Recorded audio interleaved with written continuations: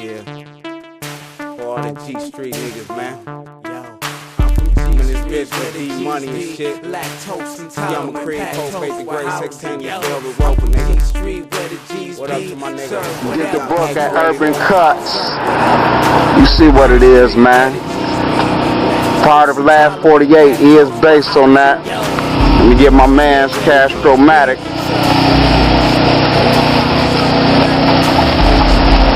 I did use him for one of my characters.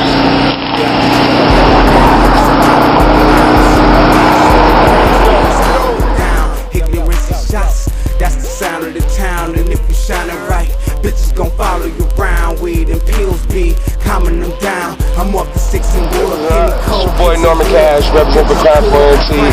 Chilling with my man doing the DVD for his book. I was a character Last 48, you know what I mean? It was an honor as far as for him to put me in the place of, of books like that. Because of the simple fact, you have to be somebody, or somebody has to look at you in a certain way to put you in their scriptures of writing, especially when it's being manifest and sold to the public. So I take that as an honor for myself. Going here, going around the whole world, man. Everything happen here. Start here, fresh. Highland Park is where it started. Straight up, it's where the grimy at, it's where the street at. You know what I'm saying? It's where loyalty lies. You know what I'm saying? We still got them old family values from back in the day here. Everybody know everybody. Mama know my mama. I know your mama, your auntie, your grandma. So I these Highland Park. Man, keep the hood all day, nigga. You know what I'm saying? Tell over this bitch 6 4 here. These motherfuckers 6 right now, you know what I'm saying? Right. Hey, nigga. Oh, hey, niggas down around here. 6 Mile and Wood, where nigga came up, it's the inspiration for Last 48. You know what I'm saying? 6 Mile and Wood, man. In the summertime and when it's hot, there's nothing but motherfucking transsexuals out here tricking and shit. There's been a lot of robberies up here. As you can see, this Deja Vu. Go ahead, get the sign. When I first moved over here, man, it was a live peep show. Homosexuals on one side, straight niggas on the other side. You know what I'm saying? I used to hang out on that corner down there, Florence and Woodward. And this is what it goes down, nigga. That's why it's Last 48 Deja Vu murders. My block ended 6 and Wood. My man's got shot up at Deja Vu. My nigga Young X-Rated, aka Wine, got shot up at Deja Vu. Robbed the nigga on the other side of town and sinking at Deja Vu. This is where the robberies go down. I really started realizing what was going on in the pillar, you know what I'm saying? And I really started realizing, oh, they sell dope in that house, you know what I mean?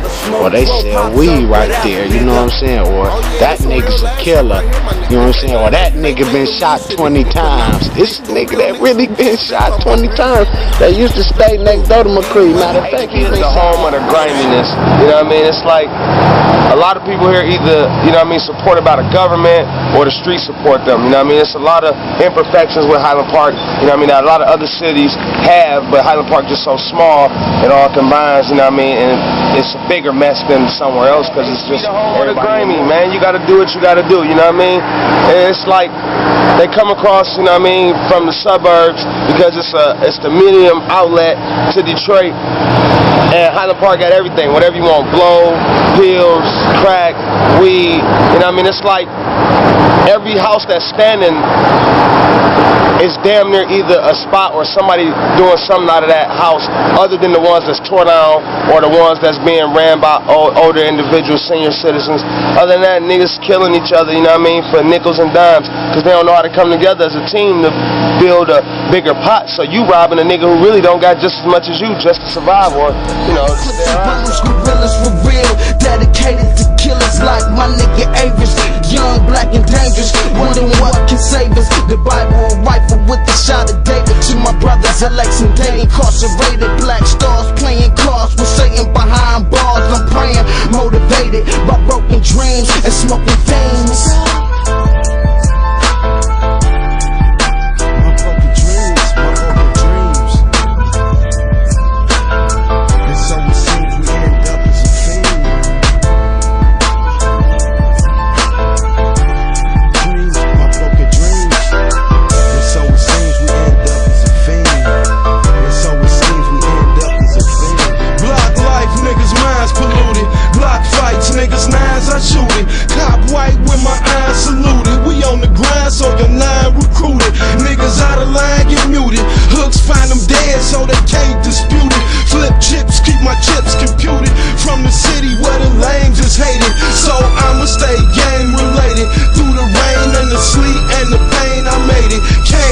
faded. Trips out of town, keep my change inflated. Clips in the clown, leave his brain serrated. Dead in the ghetto, with no education. Black, Asian, Puerto Rican, and Haitian. Death of a whole generation. Fast living got me stuck on probation. Max feeling got me clutching my agent. Mind on self-preservation.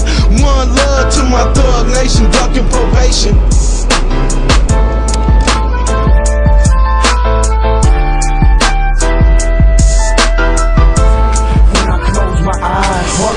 Screams when I close my eyes. All I see is myself, left by myself, all alone to die. When I close my eyes, when I close my eyes, lost my desire to write, tired of life, unleash my rage with a blaze, set fire to right wings, fight to achieve the right things. A sight seen through glasses of illusion, masses in tune with madness, confusion. I'm going nutty.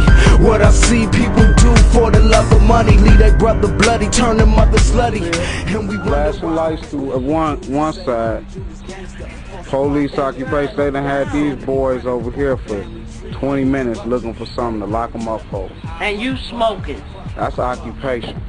What'd you say, Mom? What is they doing? Why they doing this, Mom? I have no idea. They ride down periodically. It's a Thursday. I guess the hot boys wasn't lying.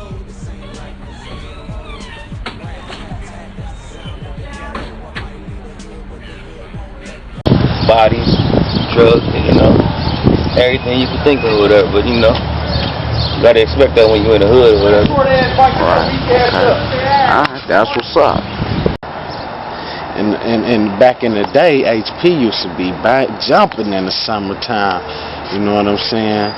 Even you know, in the fall and the winter, it just people always outside, you know what I'm saying? You know, bodies, drugs, you know, everything you can think of or whatever, but you know, you gotta expect that when you're in the hood. One time I was like 16, 15, it was a psychotic nigga running through the middle of the street naked, nigga, trying to commit suicide. Straight up there. Straight up, man. You know what I'm saying? One of my mans trying to shoot another nigga in the arcade, blew the door off with a 12-gauge shotgun. So this is what it is, man. This is the inspiration for the last 48 hours of a nigga's life coming from this area. Go ahead, let's zoom around real quick.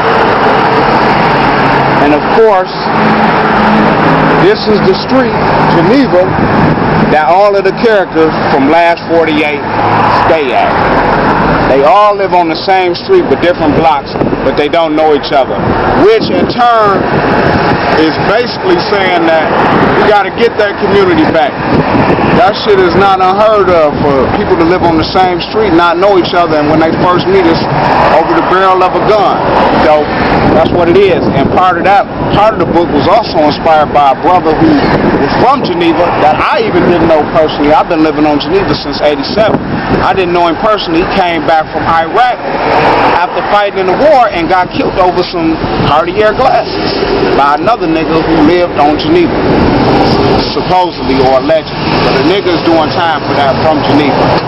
So that's the inspiration. Last 48, man. Mycreed done a lot of, you know what I mean, things when it came to like the music, you know what I mean, back in the day, you know what I'm saying, like he wasn't, you know, he not a drug dealer, you know what I mean, none of that, you know, he smoked his weed, you know what I mean, or whatever back then, you know what I mean? To the hood and to the streets, but not through, you know, selling no dope or nothing like that, you know what I'm saying, or just being on the block. He's connected because he actually cares about, you know, the hood and, you know what I'm saying, what goes on there, you feel me, and the kids. The effects I want world orphan literature to have on the black community is similar effects to what Monster Cody, Donald Goins, Iceberg, Slim did, but more importantly, what real life did for me, you know what I'm saying? In the 80s, I basically lost two cousins that was like my brother to the streets. In 89, my cousin Eric got killed on the street I grew up on. And also in 89, my other cousin went to prison for 15 years. I believe for armed robbery and possibly something to do with assault or attempted murder or something of that sort. It was never no glorious, like, I never saw the glorious sides of the street. Yeah, they had monies, fur coat, leather coats, broke, changed, you know what I'm saying? But I never saw the glorious side of the streets. And that's what I was trying to, or that's what I'm trying to captivate with my literature. You know, a lot of times we see it glorified, but I don't want the young brothers and the young sisters to feel that way. I want them to be able to see the decay and values and morals in the streets. And that's what I saw with Donald Goines, man. A lot of people don't get that part because he often did talk about the kingpins or Iceberg Slim with pimp. It was glamorous, but if you really read it, the lifestyle that he lived, he was a junkie. And not only was he a junkie, but he was all alone. He joined the hate club, basically. You know what I'm saying? So I would want to do it, but I'm taking the everyday person instead of using the glorified. Anything is great. I read those books. I think I'm better off because I read them. And I thought he'd be better off. And I believe that investment in his intellectual capital is paying off. I was about 14 or 15. And I wanted somebody to be able to tell me what was to come. By the time I was 15, 16, I realized I really don't know as much as I think I do. So I was writing my cousin in the joint. But of course, I was reading Monster Cody, Nathan McCall, Make Me Wanna Holler, Iceberg Slim, Donald Goines. A lot of the stuff that they wrote about, I would see it in the streets later, and it would help me be able to deal with it, like keep my cool or stray away from it. For example, the type of like in Dope Fan, how them dudes just casually just came up with the idea to hit a lick, start robbing. I hung out with a crew of guys that was into that. That was their job. So we might be sitting around smoking lunch, drinking together, and then just out of the blue, they be like, y'all down to hit some licks. You know what I'm saying? So my real life experiences with my cousin going to prison for so long and seeing how that type of shit goes down, it let me know like they values ain't where my values at. I need to kind of stray away from these dudes. You know what I'm saying? And I was of course the dude that'd be like, nah, I gotta go to prayer. I got something to do.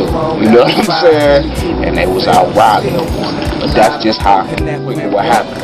Niggas sitting around getting drunk, joking, talking shit. Let's go hit a lick. And now you facing 10, 15 years. You know what I'm saying? So that's what I want the kids to go to recognize. And more importantly, it can't just be through the books. At first I wanted to implement a World Orphan Scholarship where I had a fundraiser by the people to send a young brother or sister to school for industrialized trade. It was hard finding people to do that. They wanted me to go through the system to validate my shit. And I kind of felt like, why we gotta do that? So what I did was I started trying to get people to donate $50, get 5 dedicated people to donate $50 a month, and by the end of that year we would have a solid piece of change to help somebody go to school. That didn't work. You know what I'm saying? All these so-called conscious people in the so-called community and all these so-called Africans didn't give me a slug. I actually got a couple of slugs from some street niggas, but it didn't work. So what I started doing was I just started donating $50 every month to Insuroma. When I lost my job and I had a shortage of cash flow, I donated my time. So that's what I'm doing for the most part. Holding his gun, yeah, death, daughter, death.